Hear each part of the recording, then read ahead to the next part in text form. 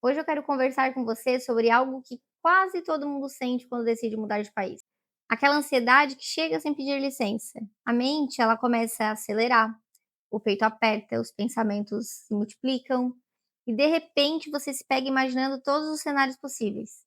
E se eu não me adaptar? E se eu não conseguir trabalho? E se nada der certo?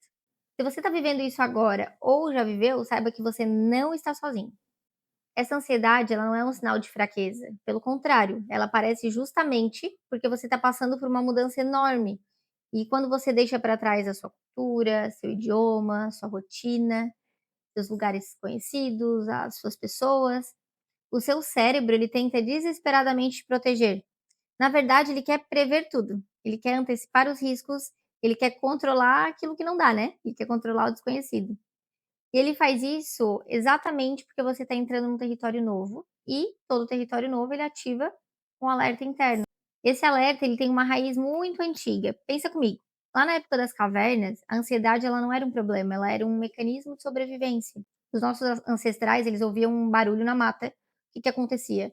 O corpo, ele precisava reagir rápido antes mesmo de pensar. Por isso que o coração acelerava, que era para mandar mais sangue, né, para o corpo, para ele correr com mais agilidade.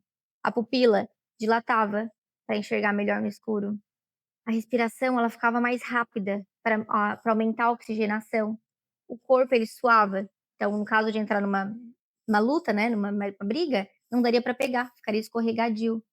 Tudo isso era o corpo dizendo: "Se prepara, pode ter perigo". Hoje é diferente. Hoje o barulho na mata ele pode ser uma mudança de um país, a fronteira, um novo idioma, uma entrevista de emprego, o medo de não se adaptar. Então o seu corpo, ele reage como se fosse um predador, mesmo quando o que está acontecendo é muito diferente. E isso não é uma falta de coragem, né, isso aqui tem explicação, é biologia, é evolução. Existe até um detalhe neurocientífico simples que ajuda a entender por que aparece desse jeito. Tem a parte pensa comigo no cérebro emocional, na amígdala. Ela reage muito mais rápido que a parte racional, que é o córtex pré-frontal. Ou seja, primeiro você sente, depois você pensa. Por isso, às vezes, você sabe racionalmente que está tudo sob controle, mas o corpo, ele ainda não percebeu essa informação. E essa ansiedade, ela pode aparecer em diferentes fases da jornada. Antes de mudar, ela surge com uma enxurrada de "e se?". E se der errado? E se eu me arrepender?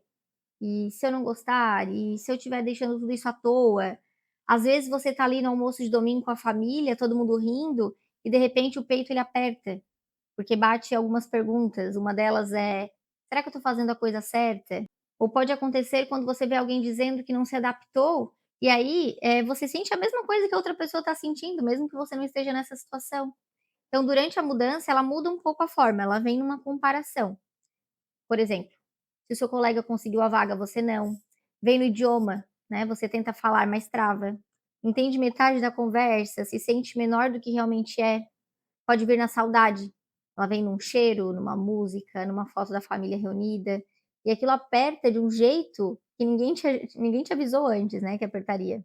Vem no estranhamento de pequenas coisas, no jeito de cumprimentar, no tom da voz das pessoas, o modo como o supermercado funciona, e tudo isso faz a ansiedade ir e voltar. Às vezes leve, às vezes um pouco mais intensa. E essa oscilação, ela não é anormal, ela também é normal. O problema é que quando não percebemos de onde a ansiedade vem, ela cresce, né. Às vezes o medo ele não é exatamente da mudança, mas de tudo que vem junto com ela. Por exemplo, o medo de não ser bom o suficiente, de não aprender o idioma, medo de ficar sozinho, de começar do zero, de decepcionar alguém ou até decepcionar a si mesmo. E quando esses medos eles ficam guardados sem nome, sem espaço, eles parecem muito maiores do que eles realmente são. É por isso que um dos passos mais importantes é trazer a consciência para aquilo que você está sentindo, né? Olhar para a ansiedade com um pouquinho de gentileza. Ao invés de lutar contra ela, você pode tentar observar, perceber o que ela quer te dizer, em que momentos aparece, como que seu corpo reage. Às vezes, só de reconhecer o que está acontecendo aqui dentro, você já começa a recuperar um pouco do controle, né. E aqui vale uma coisa importante, existe uma diferença entre a ansiedade normal, né, aquela que se espera na mudança, e uma ansiedade que merece uma atenção um pouco maior. A ansiedade esperada é aquela que aparece, incomoda, mas não impede a vida de seguir, né. Já os sinais de alerta é um pouco diferente.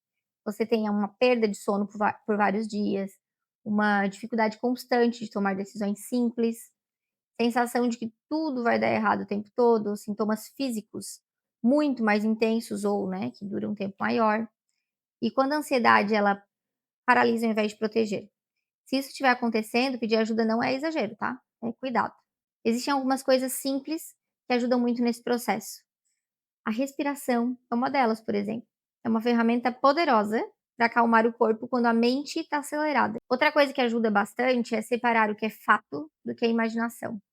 Porque a ansiedade, né, quando ela está mais intensa, tudo parece urgente, tudo parece real, mesmo quando não é.